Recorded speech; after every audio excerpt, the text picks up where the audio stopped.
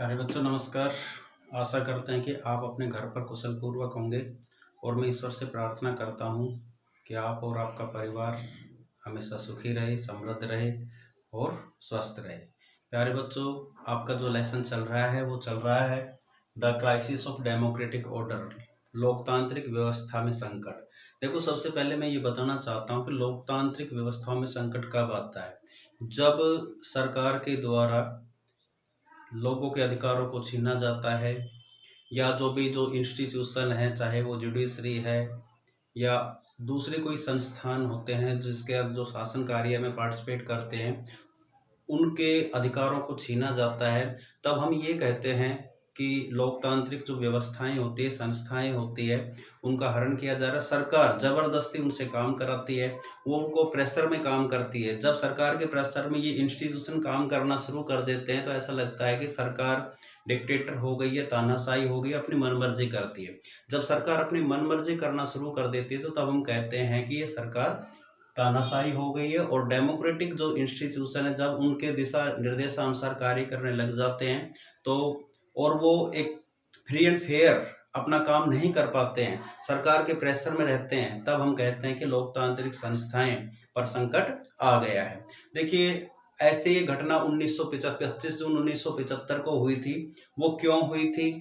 उस समय कांग्रेस का शासन था।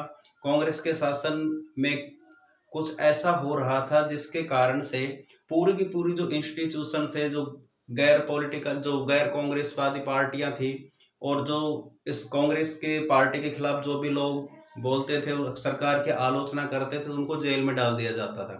प्रेस की आज़ादी पर प्रतिबंध लगा दिया गया। न्यायपालिका अपने तरीके से काम नहीं कर पा रही थी। तो हम कहते हैं कि उस लोकतांत्रिक व्यवस्थाओं पर संकट है। ऐसी घटना घटित हुई 25 जून 1975 को कांग्रेस के शासनकाल के अंदर। लेकिन वो घटनाएं क्यों घटित हुई? देखो, आपको बता देता हूँ, देश के अंदर आपातकाल 3 परिस्थितियों में लगता है। एक तो आर्टिकल 352 होता है, एक आर्टिकल 356 होता है, एक आर्टिकल 360 होता है। आर्टिकल 352 के अंदर क्या होता है? यदि कोई देश हमारे देश के ऊपर आक्रमण कर देता, हमला कर देता है, या फिर हमारे देश के अंदर आंतरिक गड़बड़ी या सशस्त्र विद्रोह हो जाता है, तो आर्टिकल 352 के तहत राष्ट्रपति शासन लागू हो जाता है। उसी को हम इमरजेंसी कहते हैं। इसी तरह से आर्टिकल 356 होता है, जिसके अंदर राज्य सरकार यदि संवैधानिक तरीके से कार्य नहीं कर रही है, वो अपने कर्तव्यों का सही तरीके से निर्वहन नहीं कर पा रही है, तो उसमें आर्टिकल 356 लगता है। एक होता है आर्टिकल 360। आर्टिकल 360 के अर्थ के क्या होता है? ये वित्तीय आपात होता है। लेकिन ये जो वित्तीय आपात है, आज तक हमारे देश में लागू नहीं हुआ। उसका रीजन क्या है कि जब भी देश के अंदर वित्तीय आपात लागू होता है तो उसके अंदर जो MP MLAs होते हैं, उनके वेतन भत्ते काट दिए जाते हैं। लेकिन कौन ऐसा मंत्री या नेता है या राजनीतिक नेता जो अपने वेतन भत्तों को कटवाना चाहेगा? लेकिन आज तक ये 360 की स्थिति हमारे देश के अंदर लागू नहीं हुई। तो ये जो आर्टिकल 352 है, उसका किस तरह से दुरुपयोग किया गया कांग्रेस सरकार के द्वारा, उसी के बारे में आज हम आपको बताने जा रहे हैं कि 25 जून 1975 को देश में जो आपातकाल लागू किया गया था, वो किन कारणों से लागू किया गया था।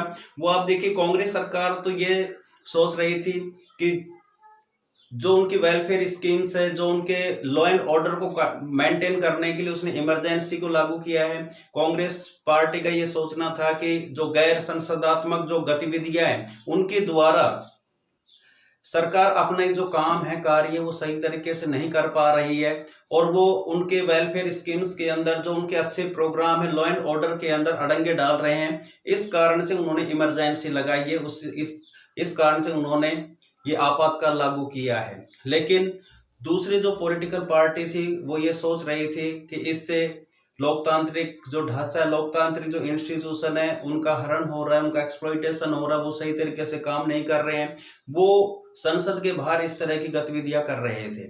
इन गतिविधियों के कारण कांग्रेस की छवि खराब हो रही थी। कांग्रेस को ऐसा लग रहा था कि लोगों का उनका सपोर्ट छीन रहा है। तो कांग्रेस ने क्या किया? अपनी स्कीम्स को लागू करने के लिए आपातकाल लागू कर दिया ताकि वो अच्छी तरह से कार्य कर सके, ऐसा कांग्रेस का सोचना था। तो ये 25 जून 1975 को इमरजेंसी क्यों लागू की गई उसके बारे में हम आपको बता रहे हैं। सबसे पहले कॉजेज बताएंगे that lead to emergency being impose in India. ऐसे कौन से कारण थे जिसके कारण से भारत के अंदर आपातकाल लागू किया गया ऑन 25 जून 1975 को, 25 जून 1975 को। तो there was a conflict between the executive and judiciary. सबसे पहला रीजन क्या था कि एग्जीक्यूटिव और जुडिशरी के अंदर बहुत ज्यादा मतभेद थे। सरकार जो नियम का जो पॉलिसीज लागू कर रही थी, न्यायपालिका उसमें अड़ंगे डाल रही थी। न्यायपालिका कहते हैं कि जो आप कार्य कर रहे हैं वो संविधान के अकॉर्डिंग नहीं है, और जुडिशरी का काम होता है ये देखना कि सरकार के द्वारा जो नियम कानून बनाए जाते हैं वो संविधान के अकॉर्डिंग है या नहीं। लेकिन उस समय एग्जीक्यूटिव और जुडिशरी के बीच में बहुत ज्यादा मतभेद थे। Whereby the government wanted to loyalty of court to them rather than the constitution. उस समय की सरकार चाहती थी कोर्ट उनके पक्ष में काम करे, उनकी तरफ वफादारी करे, जबकि संविधान की तरफ वफादारी न, संविधान में फेथ न रखकर गवर्नमेंट के अंदर फेथ करे, ऐसा वो गवर्नमेंट चाहती थी। दूसरा रीजन क्या था? The Allahabad high court had revoked the election of Indira Gandhi. Allahabad high court ने दूसरा काम क्या कर दिया कि जो इंदिरा गांधी का इलेक्शन था उसको रिजेक्ट कर दिया कि इंदिरा गांधी ने गलत तरीके से अपना चुनाव जीता है। High court have revoked the election of Indira Gandhi whereby the she was no longer a member of parliament. जब उसके चुनाव को रद्द कर दिया गया, चुनाव को अकॉर्डिंग टू कॉन्स्टिट्यूशन नहीं माना गया, तो इसका मतलब क्या हुआ कि इंदिरा गांधी ज्यादा लंबे समय तक संसद के सदस्य नहीं बन सकते थे and could not continue as prime minister, और लगातार वो प्राइम मिनिस्टर नहीं बन सकते थे, नहीं रह सकते थे। तीसरी reason the opposition had begun to conduct mass movement against the government. तीसरा रीजन क्या था कि कांग्रेस जिस तरह से कार्य कर रही थी, जिस तरह से लॉ एंड ऑर्डर को मेंटेन कर रही थी, वो सरकार का काम, सरकार अपना काम कर रही थी, लेकिन सरकार के अगेंस्ट दो पार्टियां थी वो सरकार के खिलाफ आंदोलन कर रही थी, जिसके कारण क्या हो रहा था and mood off the nation was turning against the government. इसके कारण से क्या हो रहा था, सरकार के खिलाफ जो ये आंदोलन चल रहे थे तो जनता का जो राष्ट्र का मूड था, राष्ट्र का जो सोच थी वो बदल रही थी, किसके खिलाफ? गवर्नमेंट के खिलाफ। And JP Narayan conduct whose protest outside the Indian parliament. और संसद के बाहर जेपी नारायण आंदोलन कर रहे थे जो सरकार के खिलाफ चल रहा था। And there rise in agitation across India such as the railway strike. और बहुत ज्यादा सरकार के खिलाफ विरोध हो रहा था, प्रदर्शन हो रहे थे, जैसे कि रेलवे स्ट्राइक हुई। रेलवे स्ट्राइक के कारण भी सरकार की छवि को बहुत ज्यादा धक्का लगा था। And there has been rise in inflation and unemployment. और देश के अंदर बहुत ज्यादा मुद्रा स्फीति और मुद्रा अवमूल्यन या बेरोजगारी की जो समस्या बहुत ज्यादा फैल रही थी। There were student protest in various places. बहुत ज्यादा जगहों पर बहुत ज्यादा छात्र आंदोलन चल रहे थे, जैसे हमने गुजरात और बिहार के छात्र आंदोलन के बारे में आपको बताया था जो सरकार के खिलाफ थे। Congress had receive multiple defeats in state assembly. और इन मूवमेंट्स के कारण जनता का जो मूड था वो बदल रहा था, और इस कारण से कांग्रेस की बहुत से राज्यों में हार हो चुकी थी।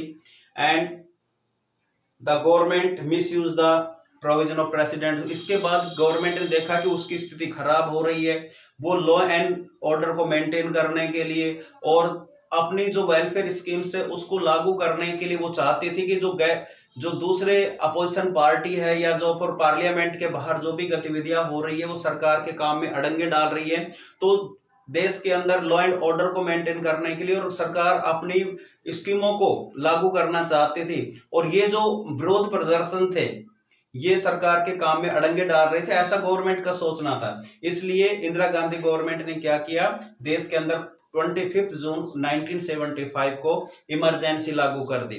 अब इमरजेंसी लागू करने के बाद देश के अंदर हाहाकार मच गया, अपोजिशन पार्टी ने बहुत ज्यादा मूवमेंट किया गवर्नमेंट के खिलाफ। उसके बाद 1977 के अंदर जनरल इलेक्शन होते हैं जिसमें कांग्रेस पार्टी की बहुत बुरी हार हो जाती है और जनता पार्टी की सरकार बनती है 1977 के अंदर। अब जनता पार्टी ने क्या किया कि जो 25 जून 1975 को जो इमरजेंसी लागू की थी भारत के अंदर इंदिरा गांधी ने उसकी जांच कराई, उसमें एक शाह आयोग बैठाया गया। शाह आयोग इसकी रिपोर्ट देता है। ये शाह आयोग क्या है, क्यों है, इसके बारे में हम आपको अभी बताएंगे।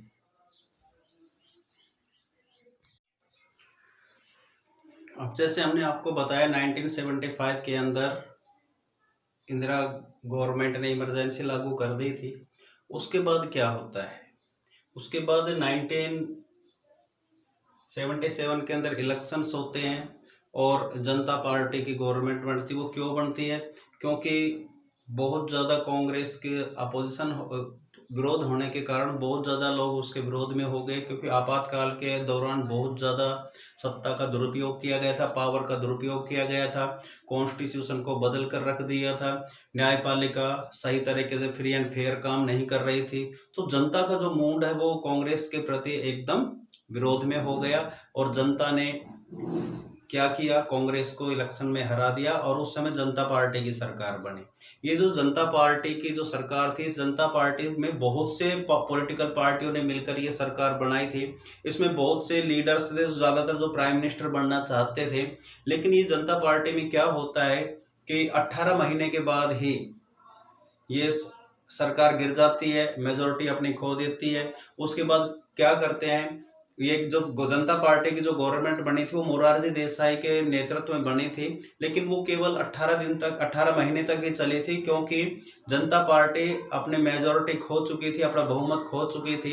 क्योंकि हर व्यक्ति इसके अंदर अपनी महत्वाकांक्षा लेकर ये पार्टी में शामिल हुए थे कि वो प्राइम मिनिस्टर का पद लेंगे। लेकिन 18 महीने के बाद जैसी सरकार गिरी, कांग्रेस ने चौधरी चरण सिंह को सपोर्ट करके प्राइम मिनिस्टर बना दिया और उसके 4 महीने बाद ही कांग्रेस ने चौधरी चरण सिंह से भी अपना सपोर्ट वापस ले लिया और इस तरह से जनता पार्टी की सरकार गिर गई। और फिर 1980 के अंदर एक फ्रेश इलेक्शंस होते हैं लोकसभा के, उसके अंदर इस जनता पार्टी की गवर्नमेंट की बहुत बुरी हार होती है और कांग्रेस फिर दोबारा से सत्ता में आ जाती है। तो उसी जनता पार्टी गवर्नमेंट के बारे में आज हम बताएंगे, जनता पार्टी के बारे में कि किस तरह से जनता पार्टी की सरकार बनी। जैसे आपको पता है कि 1975 में इमरजेंसी लागू हुई थी और इमरजेंसी का फायदा इन पार्टियों ने उठाया, क्योंकि जनता परेशान हो चुकी थी, बहुत ज्यादा अत्याचारी ये सरकार बन चुकी थी, बहुत ज्यादा संस्थाओं को इन्होंने संकट पैदा कर दिया था। न्यायपालिका है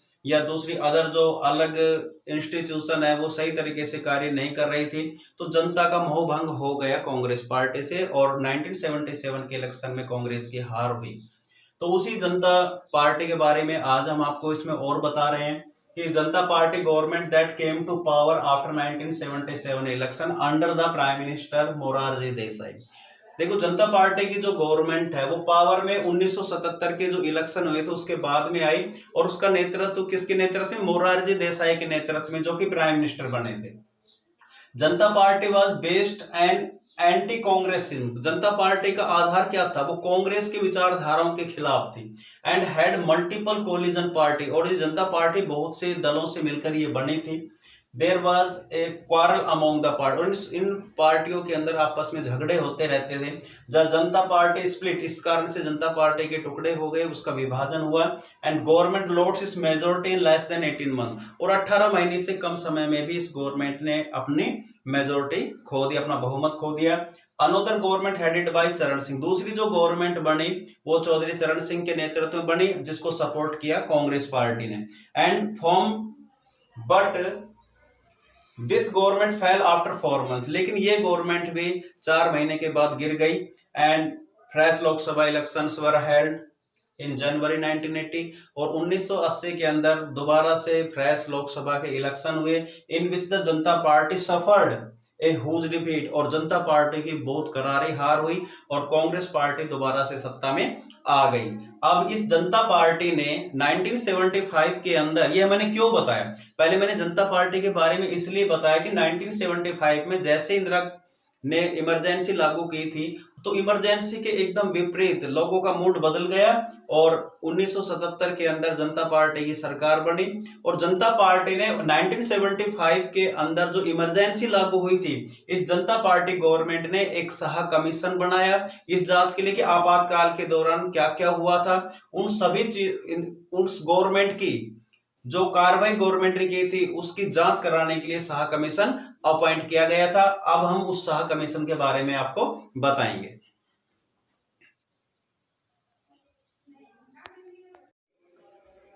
अब हम आपको शाह कमीशन के बारे में बताएंगे कि शाह कमीशन क्यों बनाया गया, कौन इसके अध्यक्ष थे। तो जैसे ही आपको पता है कि जो 1975 के अंदर जो आपातकाल लागू किया गया था इंदिरा गांधी के द्वारा, उस आपातकाल के दौरान इंदिरा कांग्रेस ने कौन कौन सी एक्शन लिए, कौन कौन से दुराचार किए, कौन कौन से लोगों पर अत्याचार किए, किस तरह का उसने शासन किया, उसकी पूरी जांच करने के लिए जनता गवर्नमेंट सरकार ने उस आपातकाल के दौरान सरकार ने क्या क्या काम किए, कौन कौन से एक्शन लिए, कौन कौन से संविधान के अंदर संशोधन किए, उसकी सारी चीजों की जांच करने के लिए शाह कमीशन नियुक्त किया था। और इस शाह कमीशन ने क्या किया, बहुत से लोगों से गवाही भी ली और गवाही लेने के बाद निष्कर्ष पर भी पहुंचा। इंदिरा गांधी को इस शाह कमीशन के सामने पेश होना भी पड़ा था और लेकिन शाह कमीशन के प्रश्नों का जवाब, सवालों का जवाब इंदिरा गांधी ने नहीं दिया, एक भी सवाल का जवाब नहीं दिया। और शाह कमीशन ने इस रिपोर्ट को संसद के दोनों सदनों में भी पेश किया था। तो जो शाह कमीशन था वो क्यों बनाया गया था, उसका मेन रीजन था कि आपातकाल के दौरान जो सरकार के द्वारा जो कार्रवाई की गई या गतिविधियां की गई या सरकार के द्वारा जो कदाचार, दुराचार, अत्याचार जो भी किए गए थे उसकी जांच कराने के लिए जनता गवर्नमेंट सरकार ने 1977 के अंदर इस शाह कमीशन को अपॉइंट किया था, जो 25 जून 1975 को जो आपातकाल लागू हुआ था उसकी जांच कराने के लिए कि उस आपातकाल के दौरान सरकार ने कौन कौन सी गतिविधियां, कौन कौन से कार्य किए। तो उसी के बारे में ये शाह कमीशन है। तो Shah commission was appointed in May 1977। Shah commission कब अपॉइंट किया गया था, 1977 के अंदर इसको अपॉइंट किया by the Janata party government, Janata party government के द्वारा। It was a commission to inquiry headed by justice JC Shah. देखिए जो शाह कमीशन जो बनाया गया था, उस शाह कमीशन का जो अध्यक्ष बनाया गया था वो जेसी शाह को बनाया गया था, जो कि एक रिटायर्ड सुप्रीम कोर्ट के जज थे, भारत के सुप्रीम कोर्ट के रिटायर्ड जज थे। और उसको इंक्वायरी करने का आदेश मिला था, उसको अध्यक्ष बनाया गया कि 25 जून 1975 को गवर्नमेंट ने जो कार्य किया आपातकाल के दौरान उसकी जांच की जाए। और शाह आयोग ने पाया कि वास्तव में आपातकाल के दौरान सरकार ने बहुत ज्यादा अत्याचार, दुराचार किया है और उसने अपनी सारी हदें पार कर दी। इस रिपोर्ट को जेसी शाह ने संसद के दोनों सदनों में पेश किया था और ये था शाह कमीशन। इसी से रिलेटेड क्वेश्चंस हम आपको देंगे। अच्छा, एक मूल ढांचे का बात में, ओरिजिनल जो फंडामेंटल जो हमारा कॉन्स्टिट्यूशन ढांचा उसके बारे में बताता। मूल ढांचा होता क्या है, हमारे संविधान का जो मूल है, हमारा जो ओरिजिनल संविधान है उसके अंदर जितने भी प्रोविजन है उसके अंदर सरकार किसी तरह का कोई चेंज नहीं कर सके। बार बार मूल ढांचे के प्रश्न को लेकर सरकार और न्यायपालिका के बीच में मतभेद होते रहते हैं, लेकिन मूल ढांचा क्या होता है कि जो हमारा वास्तव में जो हमारा मूल संविधान है उसके ढांचे में किसी तरह का कोई परिवर्तन नहीं होना चाहिए। ये अधिकार केवल न्यायपालिका के पास होना चाहिए, संसद को इस तरह का कोई अधिकार नहीं होता। लेकिन बार बार संसद मूल ढांचे में परिवर्तन करती है, न्यायपालिका उस पर रोक लगाती है, तो ये मूल ढांचा कहलाता है। वास्तव में हमारा जो ओरिजिनल कॉन्स्टिट्यूशन है उसके अंदर किसी तरह का बदलाव नहीं कर सकता, ये मूल ढांचा कहलाता है। तो इसी से रिलेटेड क्वेश्चंस आज हम आपको देंगे। सभी बच्चों को अपने फेयर नोट में करना है। Thank you.